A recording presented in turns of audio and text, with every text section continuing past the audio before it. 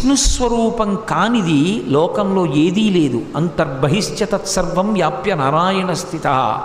అందుకే ఆ విష్ణువుని నిర్జించాలని కోరిక. విష్ణువు ధర్మపక్షపాతి.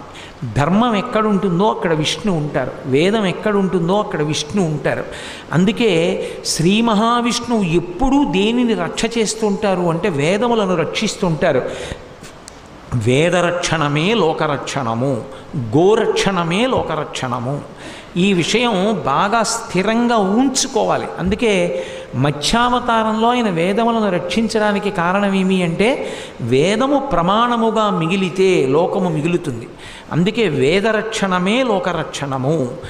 ఆ రక్షణ ఎప్పుడూ చేసేటటువంటి విష్ణు భగవానుడి మీద వ్యతిరేకత పెంచుకోవడం అంటే ధర్మం పట్ల వ్యతిరేకత పెంచుకోవడం, వేదం పట్ల వ్యతిరేకత పెంచుకోవడం.